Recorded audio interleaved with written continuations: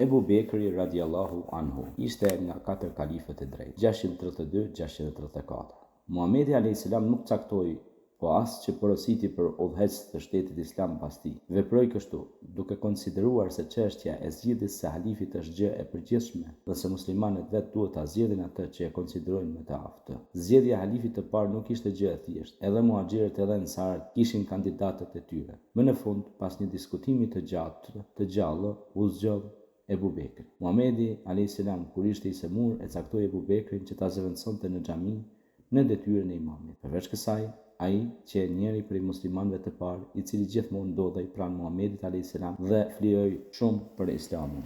Sapo e pranoi detyrën, Ebu Bekri mbajti një fjalim në të cilin tha: "O popull, edhe pse nuk jam më i mirë në mesin tuaj, tash jam i pari juaj. Nëse i përmbahem rrugës së drejtë, më ndihmoni. Nëse lakoj prej rrugës së drejtë, atëherë ma tërheqni vërejtjen, sepse të flasësh të vërtetën është detyrë e shenjtë e çdo qytetari. E nëse e fshi atë, është e njëjtë me tradhëtina. Më i dobti ndër ju tek unë është më i forti kur është puna për mbrojtjen e së drejtës së tij, kurse më i forti ndër ju është më i dobti kur bëhet fjalë për mbrojtjen e së drejtës së huaj. Respektoni derisa unë e respektoj Allahun dhe pejgamberin e tij. Nëse e tradhtoj këtë, as ju nuk jeni të detyruar të më besoni mua. Faluni dhe lutjuni Allahut, ai ndaj jush do të jetë i mëshirshëm." Pak përpara vdekjes së Muhamedit a.s. e përgatiti ushtrinë që të shkonte në kufirin e Sirisë. Komandant të kësaj ushtrie caktoi një të ri për të aftë, Usam ibn Zeidin. Pasi që në ndërkohë vdiq Muhamedi a.s., disa muslimanë propozuan që ushtria të mbetet në Medinë e për komandant të emëruhet një më i shtyrë në moshë dhe me përvojë. Ebu Bekri refuzoi këtë duke thënë: "Vallë, unë ta ndëroj komandantin të cilin e caktoi vetë Muhamedi a.s."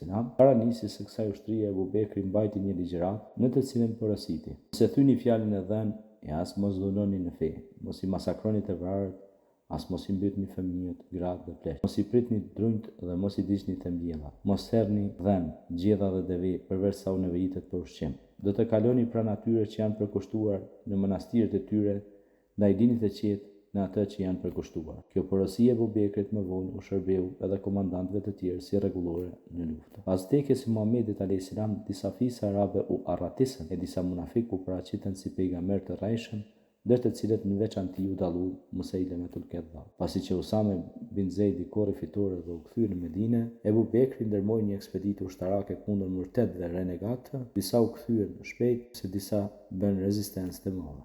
Në këtë, në veçanti u dallu fisi Benu Hanife dhe prisi i tij Musejlemi, i cili mblodhi afër 40.000 kryembëtës. Komandanti i ushtrisë muslimane Halid ibn Velidi, i pafrikshëm, edhe pse pati shumë më pak ushtar, përsëri arriti ta mposhtë këtë fis në betejën e Jemames, në të cilën u vra dhe pejgamberi i rrajshëm Musejlemetul Kedhab. Tubimi i Kuranit. Në luftën e përgjakshme të Jemames vdiqën afër 70 hafizë të Kuranit. Kjo ishte shkas që Omerit i propozonte halifit Ebu Bekër që Kurani të përmbledhet në një përmbledhje mushaf, duke marrë parasysh se Kurani deri më atëherë ishte i shkruar në copa lëkure, në pllaka gurësh dhe në përgjithëse të palmës. Këtë propozim e pranoi halifi dhe caktoi Zeid ibn Thabitin, shkruesin e shpalljes dhe hafizin e Kuranit, që ta përmbledh Kuranin në një përmbledhje mushaf.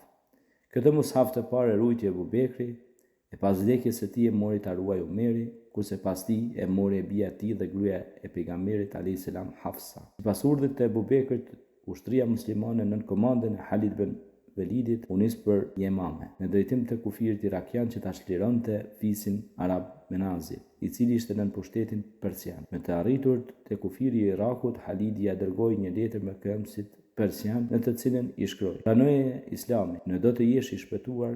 Nëse nuk e pranon, atëherë pranoje protektoratin e shtetit islam dhe paguaje tatimin. E nëse edhe këtë nuk e pranon, atëherë mos e qerto askënd përveç vetvetes, sepse unë kam ardhur me një ushtri e cila do vdekjen, asa ju e doni jetën." Këmbësi persian Hurmuzi pranon luftën, por e humb edhe atë edhe jetën në 2 luftime me Halid ibn Velidin. Luftat pastaj vazhduan, kurse ushtria dilte fituese në të gjitha luftimet. Kështu që për një kohë të shkurtër shumë vende të Persisë ranë në duart e muslimanëve. Në Sirinë, në pushtetin bizantin, jetonte fisi arab Gasan. Ebu Bekri në vitin 632 në ndërtim të Bizantit nisi 4 ushtri në komandën e 4 komandantëve të përkryer.